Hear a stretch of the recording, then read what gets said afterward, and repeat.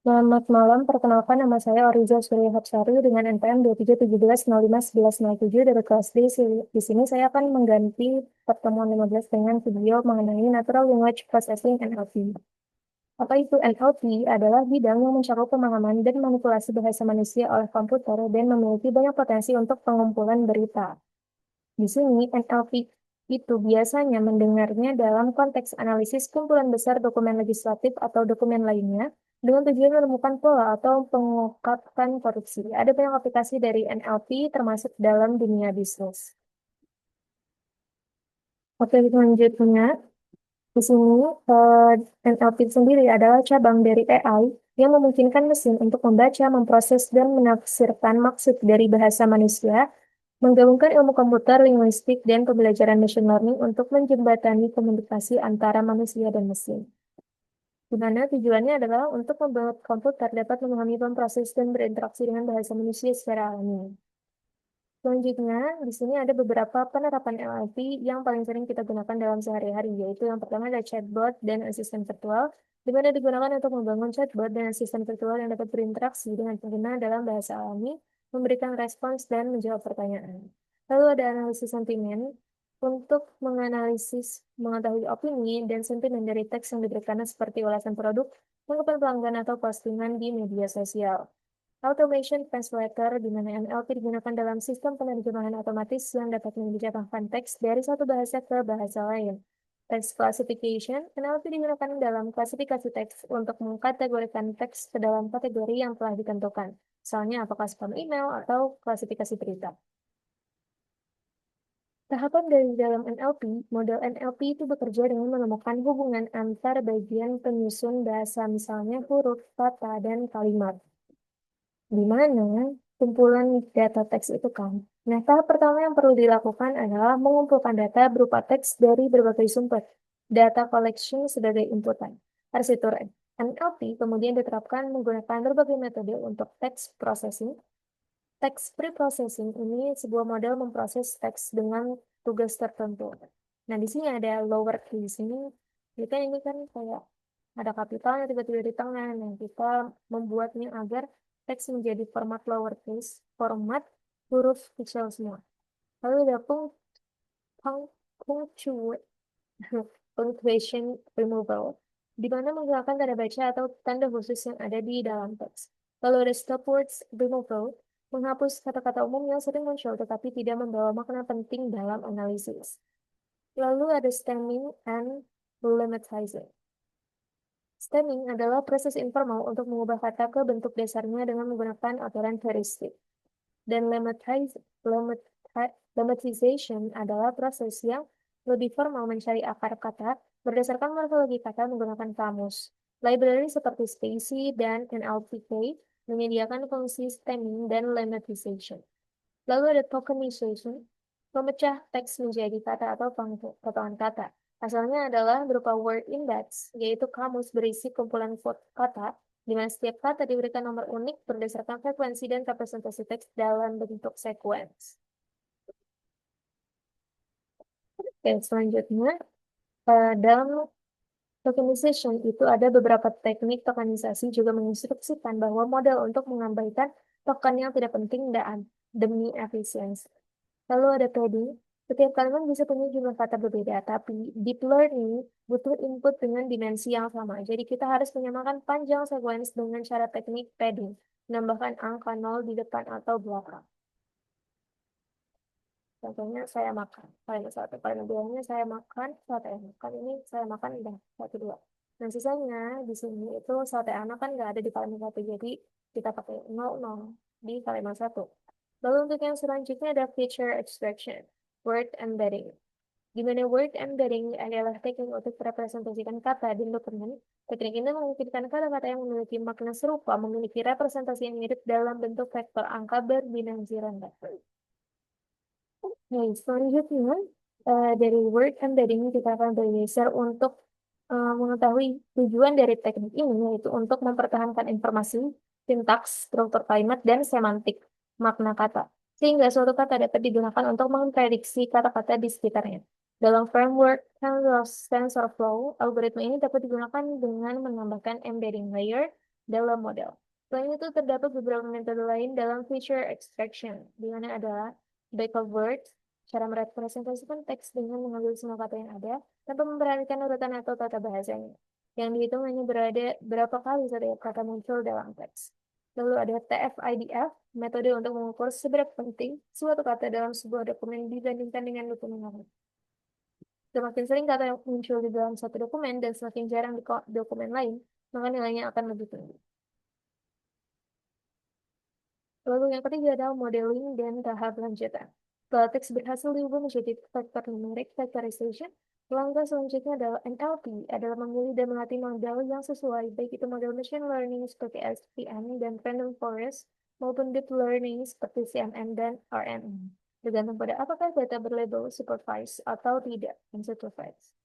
Lalu kita akan menuju ke tahap akhir, yaitu evaluasi dan optimasi model dengan menggunakan metrik seperti accuracy, precision, recall, and advanced score. Serta melakukan tuning parameter dan analisis kesalahan untuk meningkatkan performa model. Selanjutnya, kita akan menerapkan ke dalam kode. Nah, langsung aja, tapi di sini kan kodenya itu yang pertama kita bakal import and load dataset, lalu text processing, pre-processing dengan lower casing, punctuation removal, limit sizer, and support removal. Lalu ada tokenizing and padding, dan modeling, lalu spill dataset, split dataset into task and train data, terus embedding layers, definition, function, and running, dan akhirnya ada di result. Oke, kita langsung saja ngoding di sini. Itu isinya sudah ada codingannya dari AI ke 15, di mana kita akan mulai langsung untuk ini kan ada setup dan upload file, di mana di sini ada pip install cable, yaitu menginstal library cable untuk mengakses data dari cable. Lalu ada files upload, ini mengunggah file dari lokal directory lokal, penyimpanan lokal ke local labnya. Lalu ada unzip. Nah, di sini unzip itu untuk mengekstrak file zip yang diunggah.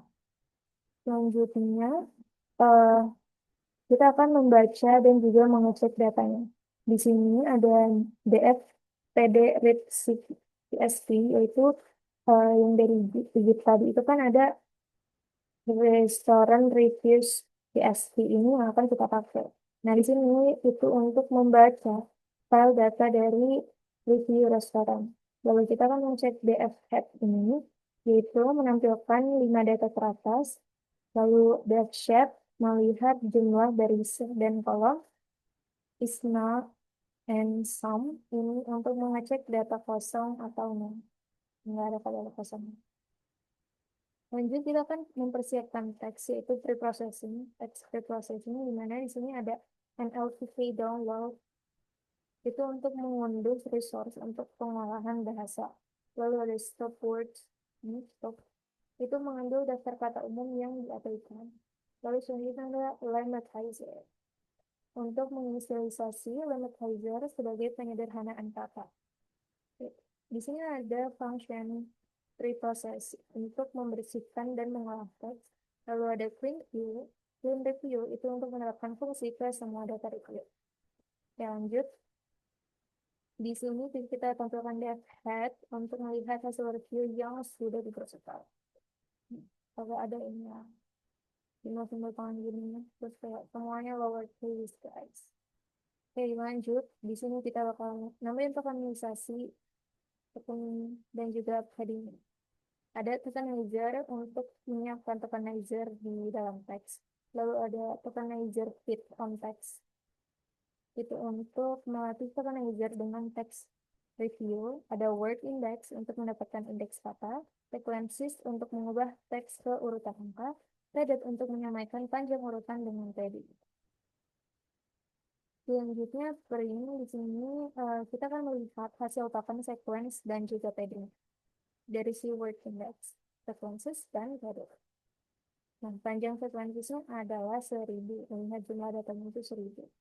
Selanjutnya adalah pembuatan dan pelatihan model, di mana di sini ada trend split, test split, ini untuk memisahkan data antara pelatihan dan juga pengajuan. Jadi ada test dan juga training. Terus selanjutnya, itu ada modelnya keras. Model keras sequential ini membuat model dari neural network dan juga embedding layer. Embedding layer ini untuk cara penggunaan layer embedding ya. Model compile itu untuk menyiapkan model untuk dilatih untuk training. Menyiapkan model untuk training.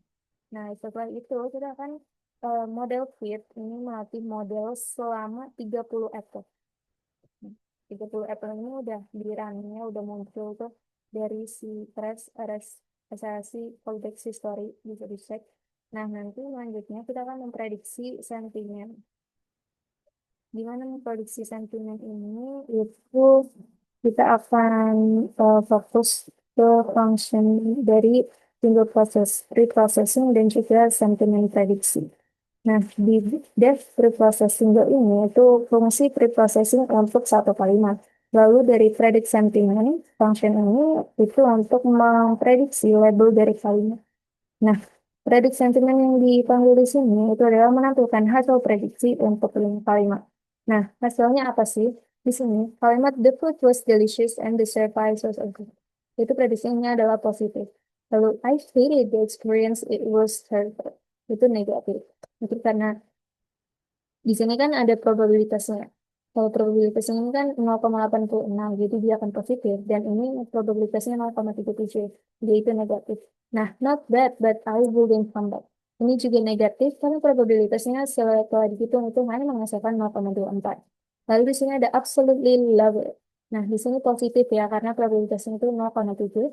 Lalu yang terakhir ada worst restaurant ever. Ini negatif, karena probabilitasnya 0,31 yang didapatkan. Nah, kalau dia ada di atas 0,5 itu hasilnya adalah positif. Tapi kalau misalnya dia di bawah 0,5 maka hasilnya adalah negatif. Nah, bisa dilihat di sini kalau 0,86 itu kan di atas 0,5. Jadi jadi ini positif ya. Lalu ada negatifnya itu 0,37, 0,24, 0,31 kan ini di bawah 0,5. Jadi dia jadi dia tuh di bawah lah gitu, di bawah 0,5 jadi dia akan negatif. Sedangkan yang di atas 0,5 seperti absolutely love it dan juga the food was delicious and the surprise was excellent itu kan di atas 0,5 jadi dia dianggap positif. Nah, oke, mungkin itu saja yang dapat saya sampaikan. Terima kasih banyak.